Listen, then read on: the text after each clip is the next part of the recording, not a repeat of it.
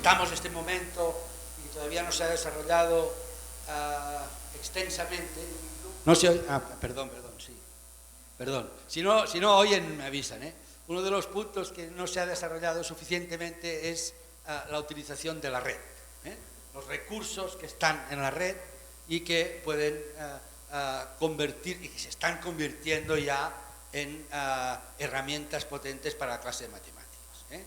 Yo ya voy diciendo que empieza a ser difícil hacer una clase de matemáticas sin estar conectado.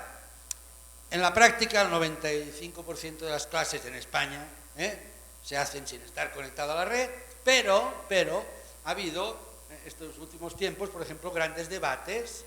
Este pasado invierno en España, gran debate sobre el uso del móvil en el aula, ¿eh? Un debate como el que se produjo sobre el uso de la calculadora hace 50 años o hace 40 años, pues ahora el uso del móvil en la clase. Y cuando digo debate, pues ya puede imaginar, desde el profesor reacio que dice, en mi clase no entrará un móvil porque si entra lo requiso, hasta el profesor que dice, ¿cómo? A ver, no puedo hacer yo un Kahoot. No sé si saben, Kahoot, ¿me suena? ¿Puedo hacer un Kahoot en el aula de entrada para ver qué está pasando en el aula y para captar a mis alumnos, etcétera? Y muchas ideas. Entonces, este libro, que como ven el título, Aprender a enseñar matemáticas en la educación secundaria obligatoria, está pensado inicialmente para profesores noveles, para profesores que se inician en la enseñanza de las matemáticas. Cuando lo planteamos, cuando la editorial Síntesis nos lo pidió, le dijimos, bueno, pero hoy en día, en este momento, hacer un libro en papel no nos sale, no podemos. Nos va a quedar muchas de las cosas que queremos mostrar, que las podemos explicar en el papel, pero no tienen mucho sentido. Y entonces la editorial nos permitió crear una página web, ¿eh?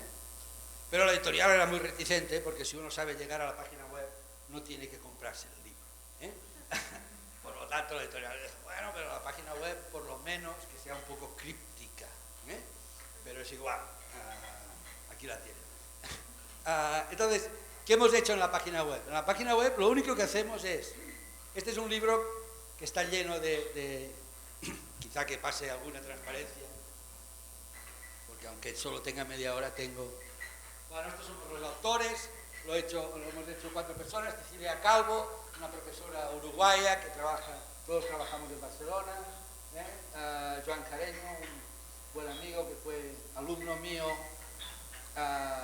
en matemáticas, y Laura, otra profesora de matemáticas, la joven del grupo. El libro lo planteamos, no queríamos hacer un libro teórico, hay muchos libros sobre enseñar matemáticas y arte de las matemáticas, sino que queríamos hacer un libro que fuera útil para el profesor, Y útil para el profesor, nosotros entendemos que útil para el profesor quiere decir, cuando un profesor quiere enseñar un determinado tema, tiene que plantearse qué actividades de aprendizaje son las que va a plantear en el aula. Uno, ¿qué actividades va a plantear? Y cómo se conectan estas actividades con los objetivos que quiere conseguir. El segundo punto es cómo va a gestionar estas actividades en el aula. Y el tercer punto, cómo las va a evaluar. Esto es muy simple, pero es nuestra tarea, es así de simple, Diseñar bien, gestionar bien y evaluar bien. Si fuéramos capaces de hacer estas 3 cosas bien, se acabó, ¿no? Pero es cierto que hay relativamente pocos libros, yo no conozco, que tengan esta estructura, que digan, bueno, numeración y cálculo, de toda la parte, los bloques, ya lo ven, los bloques son, por lo menos del currículum de España, son los bloques clásicos del currículum, numeración y cálculo, hablo de los capítulos del 2 al 6.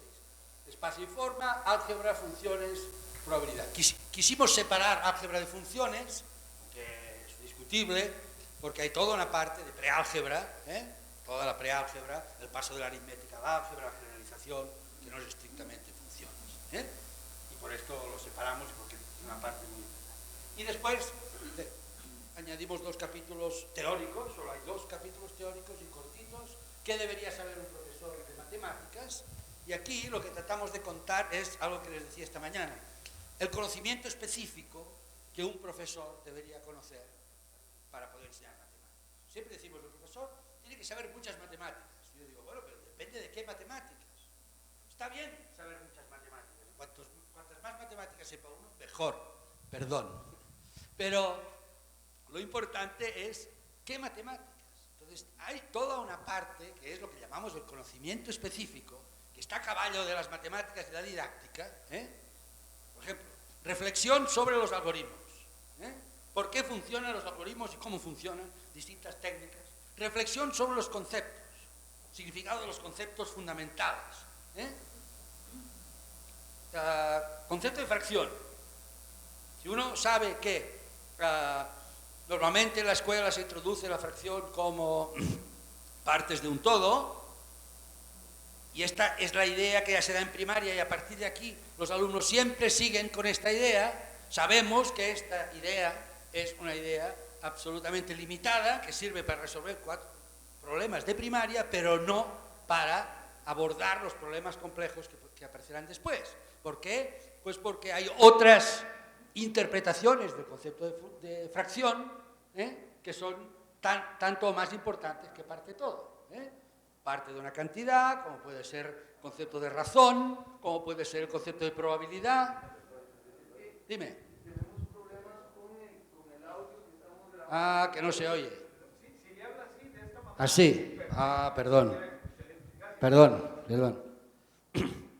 Bueno, pues lo que decía, las distintas acepciones del concepto de fracción y todo este tipo de conocimiento, que está muy bien caracterizado en los modelos de formación de profesores, por ejemplo, en el modelo de Deborah Ball,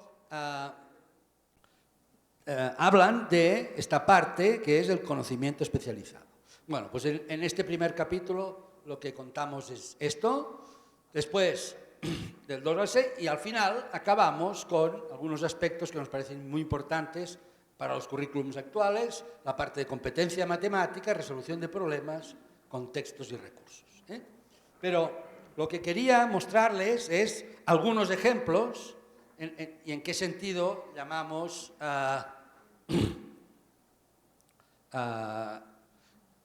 que este libro, o digo que este libro está relacionado con el soporte tecnológico. Ya le he dicho que no queríamos hacer un libro teórico, y entonces lo que hace el libro es proponer una serie de actividades a modo de ejemplo, porque después el profesor va a necesitar más actividades, no es un libro de texto, y en muchas de las actividades lo que hay es enlaces para poder realizar las actividades directamente sobre un computador. Porque en la mayoría de los casos estas actividades son mucho más ricas, son mucho más interactivas, si uno lo que hace es utilizar el ordenador. Y aquí tienen, esta es ya veo que algunos hacen fotos, esta es la buena foto, la única necesaria, porque tiene la dirección, pero yo dejo las presentaciones aquí, o sea que aquí está la página web. Entonces, por ejemplo, a ver si tengo...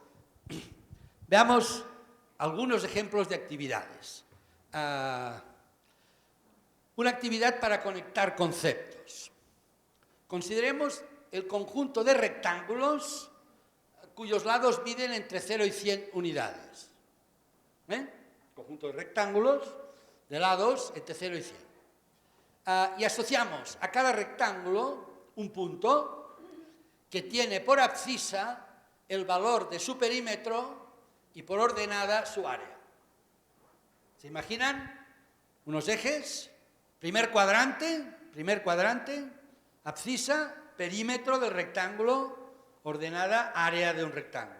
Cualquier rectángulo tiene un perímetro, tiene un área, por lo tanto, se identifica con un punto. ¿Sí? Bueno, pues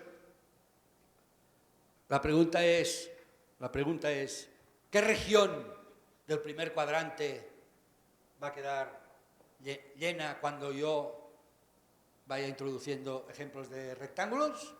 Esta es la pregunta.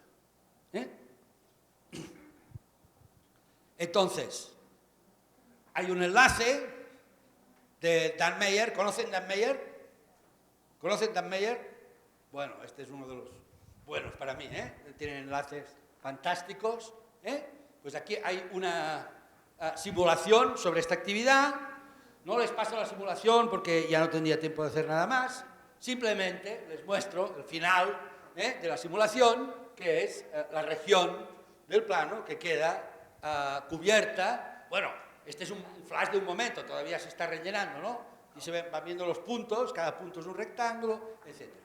Entonces, ¿cómo trabajamos esta actividad? Los alumnos conjeturan, discuten, después ven el applet del Dan Meyer y después pasan a hacer un trabajo de, bueno, ¿y esto qué tipo de curva es?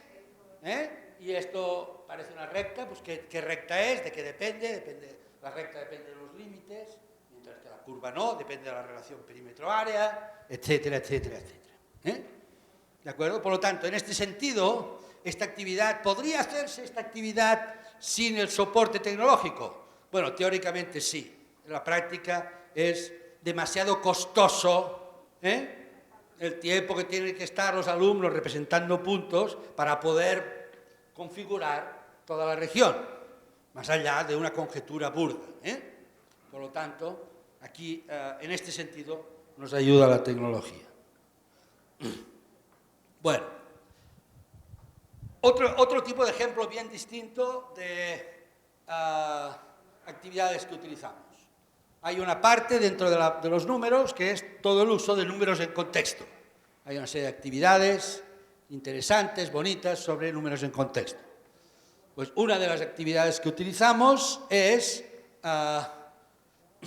una actividad que se hace entrando a un proyecto, Plan for the Planet Billion Tree Campaign, la campaña para plantar 1 billón de árboles en todo el mundo, una campaña de las Naciones Unidas que se inició en el 2008, que todavía está activa, y se trabajan cuestiones relativas a números grandes.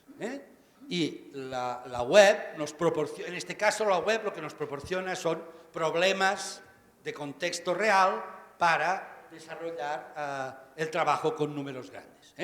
Y aquí surgen cuestiones como ¿cuánto ocuparán 1.000 millones de árboles? ¿Cuánto tiempo se necesitaría para plantarlos si nos repartiéramos el trabajo entre todos los habitantes de un país o del planeta? ¿Qué impacto puede tener para la reducción de emisión CO2, etcétera? Es decir, estamos realizando, gracias al uso de esta web, podemos realizar un problema real que de otra manera sería muy difícil de desarrollar. Otros ejemplos podemos encontrar.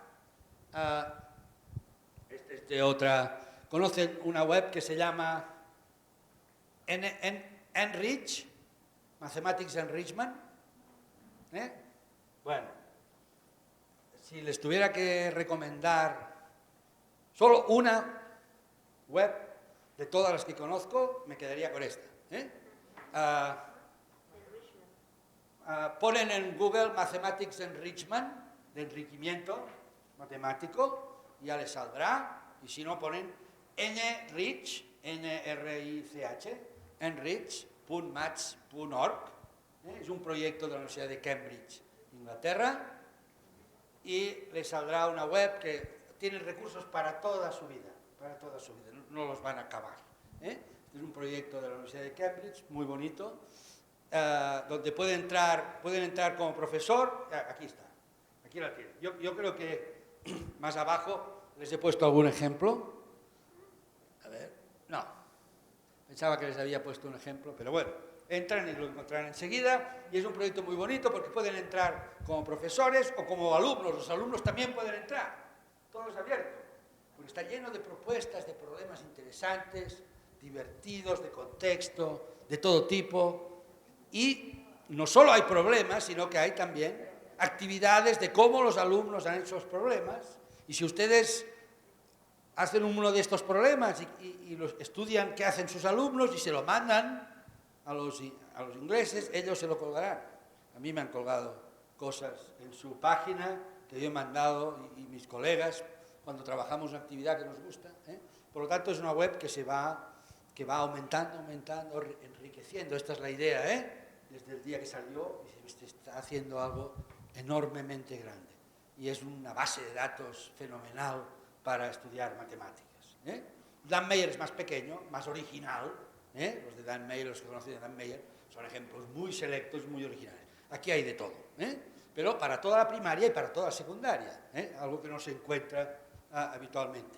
Y esta la sacamos de allí y tenemos esta especie de tablero dividido en estos 9 cuadrados y aquí pintamos, en el centro pintamos una figura. No se ve, pero este cuadrado tiene una cuadrícula pequeña, prácticamente no se ve. Para que quede claro, se puede calcular fácilmente áreas contando unidades. Por ejemplo, esta de aquí tiene pues 1, 2, 3, 4, 5, 6, 7, 8, 9, 10, 11, 12, ¿no? 12 unidades. Bueno, pintamos una. Y entonces se trata de rellenar las otras 8, de manera que cuando vamos de izquierda a derecha, tiene que aumentar el perímetro. Pero si estamos en la misma fila, se tiene que mantener el área. Y cuando vamos de arriba a abajo, tiene que aumentar el área y mantenerse el perímetro. ¿Sí? Bueno, esta se la dejo para que la prueben. Es una actividad realmente muy interesante, muy productiva y que permite discutir un tema tan relevante que conocen perfectamente, relación perímetro-área. Pero está claro, por ejemplo, que aquí ustedes pueden poner tan grande como quieran, y allí tan pequeña como quieran. Estas dos de los extremos son muy fáciles, pero después, a partir de aquí, la cosa ya no es tan fácil, porque hemos dicho, si aquí aumenta, nunca me acuerdo si así aumenta perímetro y así área, como lo tenemos, de modo que hacia la derecha aumenta el perímetro y hacia abajo aumenta el área. Pero bueno, al revés sería el simétrico, no pasaría nada. ¿De acuerdo? Muy bien. Déjenme mirar cómo vamos de tiempo, que yo ya me pierdo del tiempo. Qué bien, tengo 10 minutos todavía. Otro tipo de actividades que trabajamos mucho en el libro, nuestros alumnos, ahora hablo de mis estudiantes del máster, siempre nos dicen, bueno, estas actividades son muy bonitas, pero ¿y las actividades de práctica? ¿Dónde están? En el libro no hay ejercicios. Esto está en todos los libros de texto. Hay billones de ejercicios, ¿no? Y nos sobran, ya tenemos. Elegimos nosotros cuántos queremos hacer, el profesor elige, pero ya los tiene. Pero sí que no queríamos dar la imagen de que no hay que hacer actividades, ejercicios. Hay que hacer, todos sabemos, pero ¿es posible hacerlo de otra manera? ¿Es posible en este terreno de la práctica? Porque hacemos ejercicios para que ellos practiquen una determinada técnica, por ejemplo. Y entonces utilizamos una idea que no sé si ustedes conocen, que es la idea de práctica productiva. ¿Ustedes la conocen? ¿La utilizan, esta idea? Práctica productiva. Práctica productiva versus práctica reproductiva. El versus práctica reproductiva lo añado yo. Cuando hacemos ejercicios, lo que estamos proponiendo a los alumnos es práctica reproductiva. Enseñamos a resolver ecuaciones, ponemos una lista de ecuaciones para que los alumnos resuelvan ecuaciones. Entonces, lo que hacemos es generar actividades de aprendizaje donde el objetivo no es la práctica, pero para hacerla hay que hacer mucha práctica. Hay que dedicar parte importante del tiempo a hacer la práctica. Entonces, de esta tenemos actividades para todos los temas, muchas, y les he puesto una de ejemplo que me parece interesante. Por ejemplo, calcula 34 por 36 y 35 por 35. O calcula 73 por 75 y 74 por 74. Ustedes enseguida ven el patrón, ¿no? Dos números iguales, es decir, un cuadrado por un lado y por otro lado el anterior por el posterior. Y ustedes rápidamente saben qué va a pasar con el resultado, ¿no? ¿Qué va a pasar? A ver si lo he dicho demasiado deprisa. Apliquen álgebra. Apliquen álgebra. N por n cuadrado. Y en el otro caso, n menos 1 por n más 1, suma por diferencia de cuadrados, ¿no? Por lo tanto, en un lado será n cuadrado y en el otro n cuadrado menos 1. ¿De acuerdo? Bien. Lo que queremos es que ellos descubran esto y, si estamos ya a un nivel de hacer álgebra, puedan demostrarlo. Si no, simplemente que lo descubran y analicen por qué. Esto es lo mismo que les decía esta mañana. Nos interesan mucho actividades que empiezan al final de la primaria y que después pueden ir siguiendo, depende del nivel de rigor y de precisión que uno quiera mostrar cuando se hace este problema. ¿De acuerdo? Por lo tanto, que se observa una pauta, una conjetura, pasará lo mismo con otros pares de números, podrías razonar si pasa siempre y por qué, es decir, generalizar, primero con palabras y finalmente algebraicamente. Y entonces, para hacer más interesante matemáticamente la actividad, proponemos una segunda, que en realidad ya es un problema, que es, en lugar de 2 números, ahora tenemos 3 números, por ejemplo, 3, 5, 8, y lo que hacemos es 5 por 5 y 3 por 8, es decir, el cuadrado del central multiplicado por el anterior por un lado y el anterior por el posterior por el otro lado. ¿Sí? Y miramos qué pasa. ¿Qué pasa aquí? 25 y 8 por 3, 24, ¿no? La diferencia sigue siendo 1. Vuelve a ser 1, ¿no? Pero ahora la pregunta es, ¿qué números son estos? ¿Cómo se construyen estas ternas de números? ¿Lo ven? ¿Cómo se construye? 3, 5 y 8. ¿Cuál es la relación entre 3, 5 y 8? ¿Cómo? La suma de los dos primeros da el tercero, ¿no? 3, 5, 8. 3 más 5, 8. 5 más 8, 13. 8 más 13, 21. ¿Sí? Son ternas de números tales que hay los dos primeros y el tercero es la suma de los dos anteriores. Bueno, les suena, ¿no? ¿Saben qué números son estos, no? Estos números tienen nombre. 3, 5, 8, 13, 21, 34, 55, 89, pam, pam, pam. ¿Esto qué es? ¿No les suena? ¿Fibonacci? ¿Les suena la sucesión de Fibonacci? ¿Han oído hablar alguna vez? Bueno, esto es Fibonacci. Y esta es una propiedad muy bonita de Fibonacci que dice que el cuadrado de un número es igual al anterior por el posterior más menos 1. Aquí hay una pequeña diferencia respecto al anterior problema, y es que ahora 5 por 5, 25, 8 por 3, 24. En cambio, 8 por 8, 64, y 5 por 13, 65. Ahora este es más 1, y aquí era menos 1, después más 1, menos 1, van alternados, según sea se eleva al cuadrado, sea un término par o un término impar de la sucesión de Fibonacci. Bueno, esta es la idea de este tipo de actividades. ¿Qué estamos tratando de hacer con este tipo de actividades? Por un lado tenemos práctica rutinaria, en este caso de operaciones. Por otro lado tenemos búsqueda de patrones, conjetura de si este patrón se cumplirá siempre, en qué condiciones, y finalmente, si se quiere, demostración algebraica. Este es el proceso completo. Muchísimas gracias. Bueno, esta es la idea del libro, y para acabar, los 5 minutitos que me quedan, veremos alguna cosa de lo que tenía previsto si hubiese durado un año. Una hora, perdón.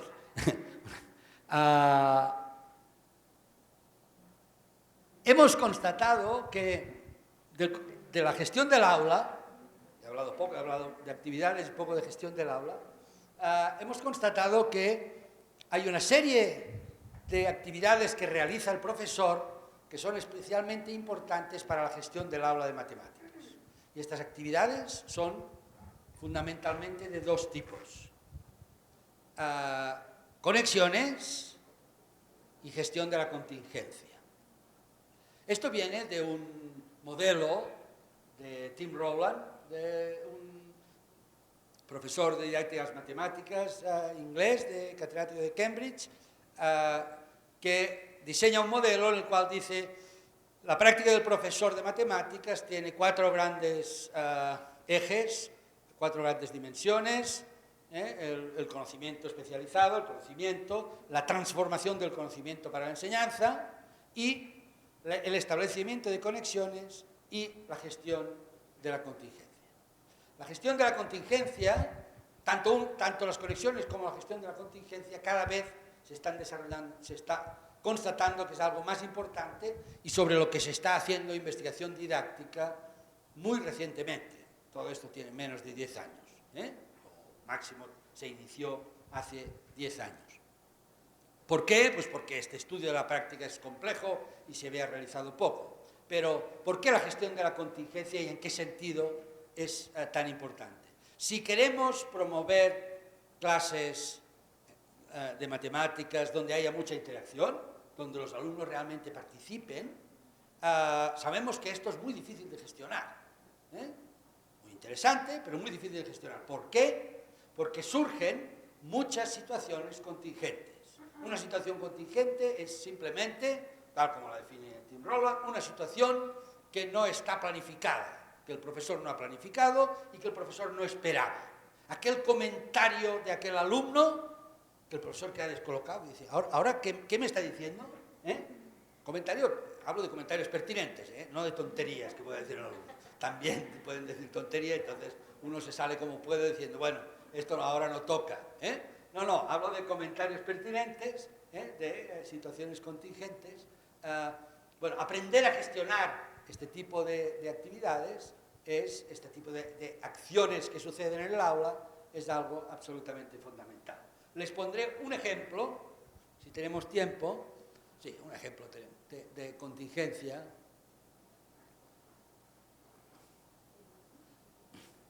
Mire, este es un ejemplo de aula, está transcrito, pero lo tenemos en vídeo. Se está corrigiendo en clase el siguiente ejercicio de introducción a las fracciones. Indica la fracción de la bandera que corresponde a la parte pintada en negro. Este es el dibujo que hizo el muchacho que sale a hacer el problema. Tienen una bandera y es un ejercicio que están corrigiendo y el profesor dice, esta parte de la bandera que está pintada en negra, ¿qué fracción corresponde del total de la bandera? Y el alumno sale a la pizarra, dibuja las dos diagonales y escribe un cuarto. Y dice, esto es un cuarto.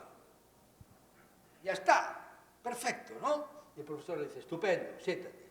Y ahora viene la intervención, ahora viene la contingencia.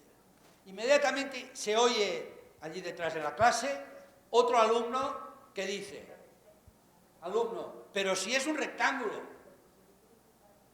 ¿no? El profesor le responde, es igual que sea un rectángulo, lo puedes dividir igualmente en 4 partes. Fíjense qué diálogo, Parece un diálogo, inicialmente parece un diálogo de besugos. Esto pasa en las clases de matemáticas, que hay interacción, Si lo han hecho ya lo saben. El alumno, pero no es un cuadrado. Profesor, lo que sucede es que las partes no son... Ahora el profesor ha entendido, Hasta aquí el profesor no sabe qué le está pasando. Bueno, hablamos con él después y nos lo contó. Lo que sucede es que las partes no son iguales. O sí, en cierta manera son iguales. Es lo mismo que si fueran cuadrados. Bueno, ¿están de acuerdo que esto parece un diálogo extraño? ¿Que es difícil de interpretar qué ha pasado aquí? ¿Por qué? Vamos a ver qué ha pasado aquí. El profesor está haciendo un ejercicio, de fracciones, y de repente le ha salido un problema grave e importante de geometría. ¿Por qué? Porque el alumno que ha hecho esto y ha dicho un cuarto, ya lo tiene claro, no tiene problemas. Pero este alumno que dice, pero sí es un rectángulo, y después insiste y dice, pero no es un cuadrado, está diciendo, si fuera un cuadrado, las 4 partes serían iguales en forma y en superficie. Mientras que si es un rectángulo, estas 4 partes no son iguales. Y tiene razón de quejarse. Pero también el otro tiene razón de decir que es un cuarto, porque las 4 partes tienen la misma superficie. Por lo tanto, es una cuarta parte.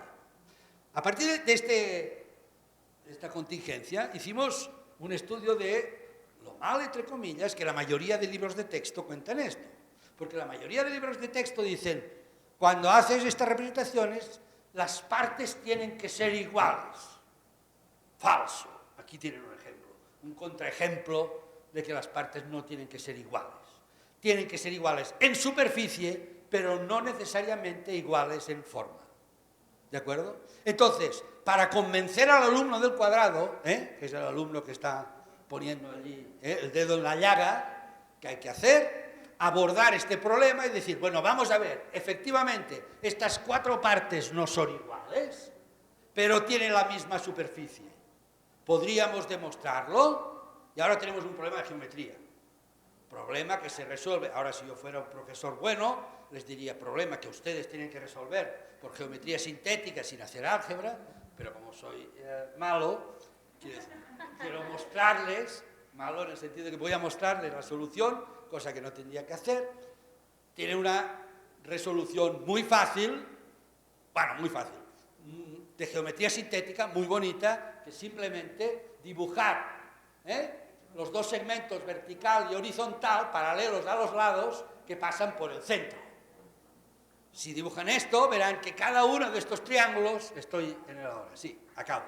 Cada uno de estos triángulos, de los 4 triángulos, queda dividido en 2 triángulos, y ahora sí que son iguales. Ahora tengo 8 partes todas iguales, cada una de estas regiones son 2 de estas 8, son 2 octavos, por lo tanto cada una es un cuarto. ¿Sí? Muy bien. Bueno, este es un ejemplo. Acabo simplemente con la idea de, para construir un aprendizaje de matemáticas de calidad a través de una gestión del aula efectiva, el profesor debería conocer y apreciar las matemáticas escolares en profundidad, ser flexible en su gestión para lograr los objetivos, y esta es la idea esencial, la flexibilidad para aceptar la interacción en el aula y resolver las situaciones de contingencia, y, repitiéndome una de esta mañana, estar convencido que sus alumnos son capaces de aprender matemáticas y también de apreciarlas. Bueno, muchas gracias y perdón por haberme pasado el tiempo.